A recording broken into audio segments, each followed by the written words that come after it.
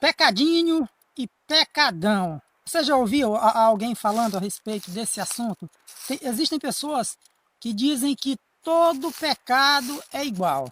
Ah, não tem esse negócio de pecadinho e de pecadão. Não, para mim, todo pecado é igual. Eu já ouvi algumas pessoas falando dessa forma. Geralmente isso acontece quando alguém faz alguma coisa de errado e outra pessoa vai lá dar um conselho, tentar mostrar o caminho certo, de dizer, olha, você errou, não é por aí, não faça desse jeito, a Bíblia não recomenda dessa forma. E a pessoa, para não aceitar tal conselho, diz, ah, você está querendo ser mais santo do que eu, mas você também peca. Você pode não fazer do jeito que eu faço, mas você também é um pecador do meu jeito, porque para Deus não tem esse negócio de pecadinho e pecadão. Para Deus, tudo é pecado. Será mesmo que todos os pecados são iguais? Nós vamos ver a partir de agora à luz da Bíblia. Aqui no nosso canal é assim, a gente traz esses temas com os quais o povo está familiarizado, ou esses temas que as pessoas acreditam e muitas vezes acreditam, aprenderam de forma errada, e a gente traz aqui uma explicação à luz da Bíblia para que a gente possa então ficar familiarizado com aquilo que a palavra de Deus nos apresenta a respeito desses temas. A Bíblia nos diz que o meu povo perece porque lhe falta o conhecimento. Jesus, em uma determinada ocasião, ele disse: errais não conhecendo as Escrituras nem o poder de Deus. Então, quando a gente não conhece as Escrituras e nem o poder de Deus, a gente anda errando, pecando, fazendo coisas contrárias à vontade de Deus. Na Bíblia, nós encontramos essa diferença de pecado. Será que todo pecado é igual? Será que todo pecado tem o mesmo peso? Será que todo pecado tem as mesmas consequências? O que a Bíblia nos apresenta? Vamos colocar aqui uma situação. Por exemplo, uma pessoa, um homem ou um ladrão, né? Ele entra à noite no quintal do vizinho e rouba uma galinha. E aí ele traz a galinha e faz ali um caldo na sua casa, né? Ali um almoço para ele e para a sua família, ali juntamente com seus filhos, com a galinha do vizinho, né? Vamos colocar uma outra situação. Um ladrão, um indivíduo, sai, aborda uma idosa e toma ali o seu dinheiro e ainda lhe dá umas coronhadas ali na cabeça, maltrata a idosa, bate.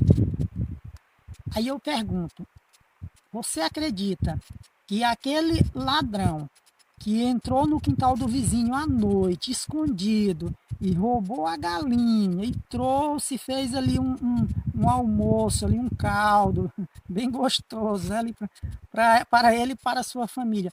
Você acredita que o pecado dele tem o mesmo peso ou tem as mesmas consequências do pecado do indivíduo que abordou a idosa, que tomou o dinheiro ali da idosa e ainda bateu na idosa, ainda deu umas coronhadas ali na cabeça da idosa? Você acredita mesmo que é a mesma coisa?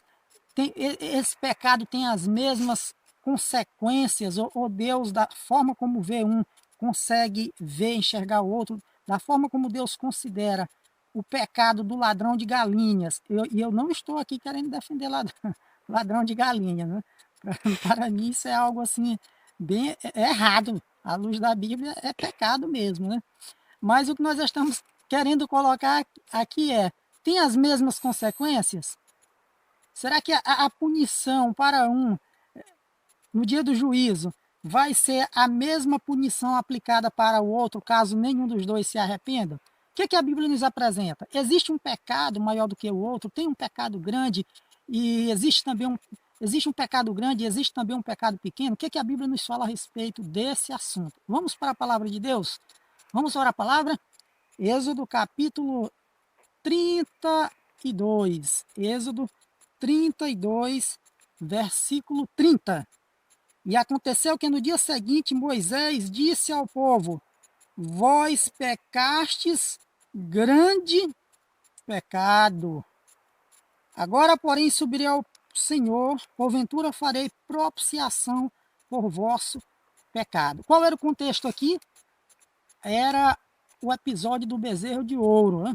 Pouco tempo depois que Deus os havia tirado da terra do Egito, eles ali pressionarão, Moisés havia subido o monte, eles pressionarão, e ali Arão manda ele trazer, pede para eles trazer ali as joias, e eles ali o ouro, e fazem ali, jogam no fogo ali, fazem aquele bezerro de ouro. Quando Moisés chega, Moisés se indigna com toda aquela situação, quebra as tábuas dos 10 mandamentos, e Moisés diz assim: vós pecastes grande pecado. Está escrito, grande pecado. Então, se existe um pecado grande, eu posso imaginar também que existe o pecado pequeno, que nem todo pecado tem o mesmo peso ou as mesmas consequências. O que mais nós encontramos na palavra de Deus? Vamos para João capítulo 19. João capítulo 19, versículo 11. O que estava se passando aqui em João 19, verso 11? Aqui Jesus estava diante de Pilatos. E ali em uma conversa, ele... 19, vamos ler a partir do versículo 10. Disse-lhe, pois, Pilatos: não me falas a mim?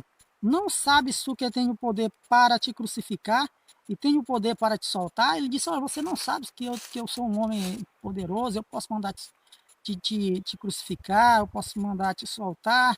E continua aquele diálogo, né? Versículo 11. Respondeu Jesus: nenhum poder terias contra mim, se de cima te não fosse dado.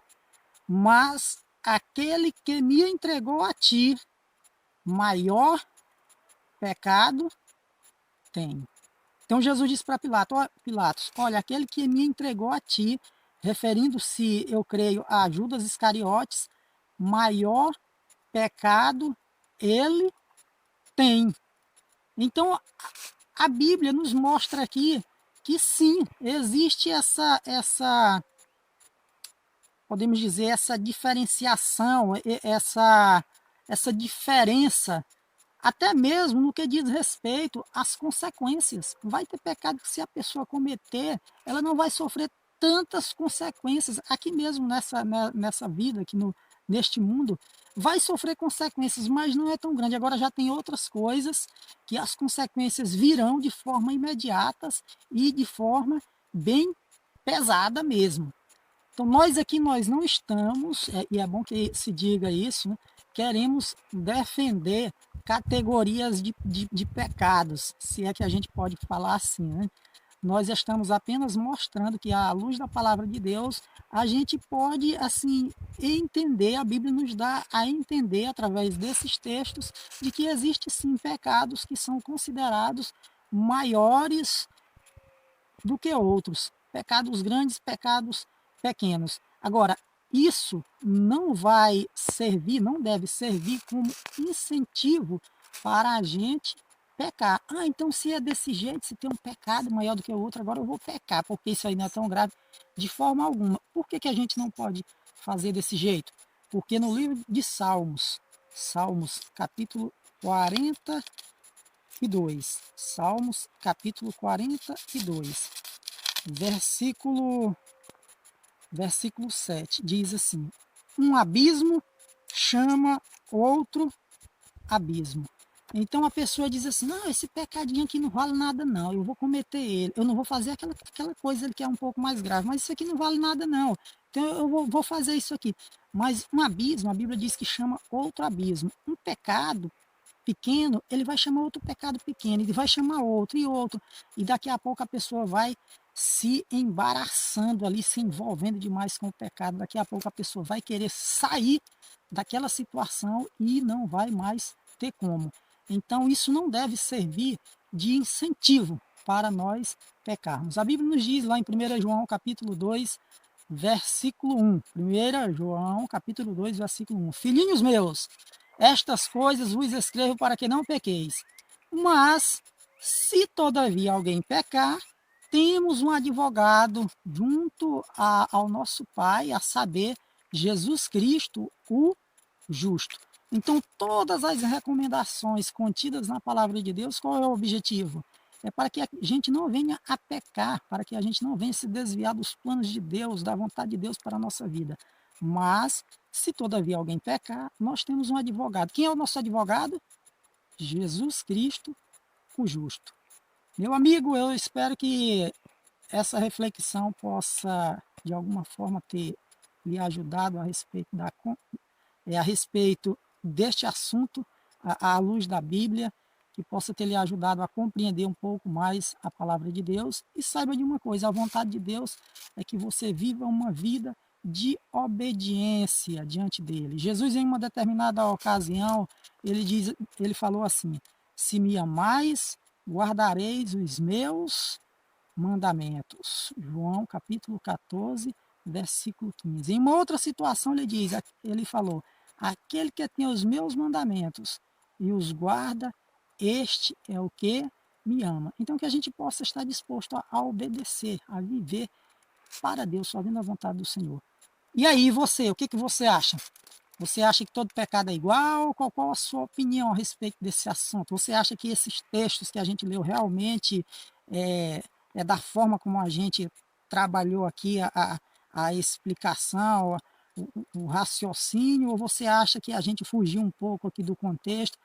Deixa aí a sua opinião. É muito importante aqui a sua opinião. Aqui a gente está aqui para aprender com você também. Aqui a gente cresce juntos. Aqui nós aprendemos juntos, uns com os outros. Um abraço, até mais. Inscreva-se aí no nosso canal, caso você ainda não seja inscrito. E você que já é inscrito, muito obrigado pelo apoio e pelo carinho. Até mais.